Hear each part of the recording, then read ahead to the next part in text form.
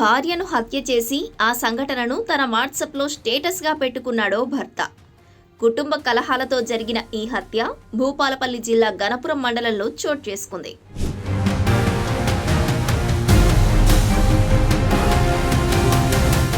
భూపాలపల్లి జిల్లా గణపురం మండలంలోని సీతారాంపురం గ్రామానికి చెందిన బాలాజీ రామాచారికి 30 ఏళ్ల క్రితం మొదటి భార్యతో విడాకులయ్యాయి. తర్వాత మరో మహిళను పెళ్లి చేసుకున్నాడు. వారికి 2 కొడుకులు పుట్టారు. ఇంట్లో జరిగిన గొడవ కారణంగా రెండో భార్య 25 సంవత్సరాల క్రితమే కిరోసిన్ పోసుకొని నిప్పంటించుకొని ఆత్మహత్య చేసుకుంది. ఆ తర్వాత రామాచారి గణపురం మండలం మైలారం గ్రామానికి చెందిన సంధ్యను మూడో వివాహం చేసుకున్నాడు. వీరికి ఒక కుమార్తె ఉంది. అయితే 3 నెలల క్రితం ఆమె కులాంతర వివాహం చేసుకుంది. దీంతో భార్యాభర్తల మధ్య తరచూ గొడవలు జరుగుతున్నాయి. ఈ క్రమంలో భార్య పుట్టింటికి వెళ్లిపోయింది.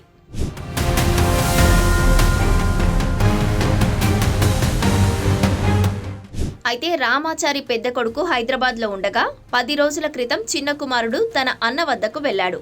ఒంటరిగా ఉన్న రామాచారి 5 రోజుల క్రితం భార్య వద్దకు వెళ్లి ఇంటికి తీసుకొచ్చాడు. శనివారం తెల్లవారుజామున సంధ్య మెడకు వైరు చుట్టి హత్య చేశాడు.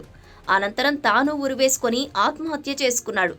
మృతురాలి తల్లి ఫిర్యాదు మేరకు కేసు నమోదు చేసుకుని దర్యాప్తు చేస్తున్నట్టు పోలీసులు తెలిపారు.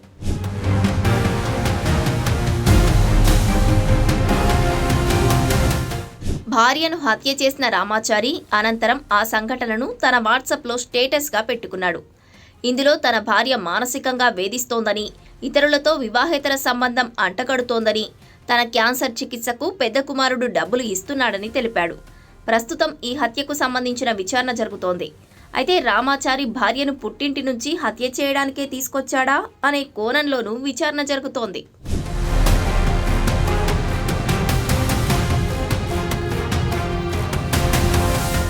సార్ గన్పూర్ ఎస్ఐ సార్, నీకు నమస్కారాలు సార్.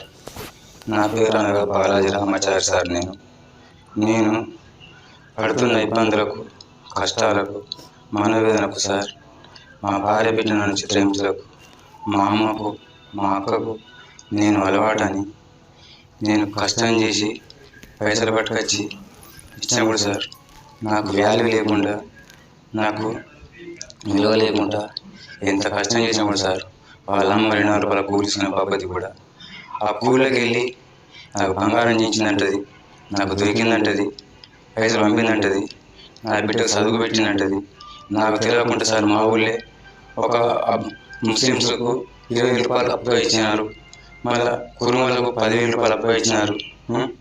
ఇది ఎక్కడి అని చెప్పానని అట్లా కూడా ఒప్పుకున్నా సార్ 5-6 సంవత్సరాలు. మళ్ళీ మా అమ్మ ఇచ్చిందంటది, నేను డబ్బులు ఇవ్వకపోతే నేను నీకు ఉన్నా అంటది, లేకపోతే వెళ్ళిపోతా అంట సార్.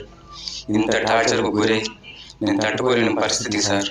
ఇవాళ రోజున సార్ నా క్యాన్సర్ బీమా వచ్చినప్పుడు సార్ నా కష్టాన్ని పడుతూ నా కొడుకు నాకు 2 లక్షలు 3 లక్షలు పెట్టింది సార్. నన్ను వాళ్ళు లేకపోతే నేను బతకపోదు సార్. మళ్ళీ వాళ్ళు లేనప్పుడు వాళ్ళని తిట్టడం, నేను లేనప్పుడు వాళ్ళు నాతో తిట్టేయడం, ఎన్ని పెట్టినా కూడా సార్ పెట్టలేదు.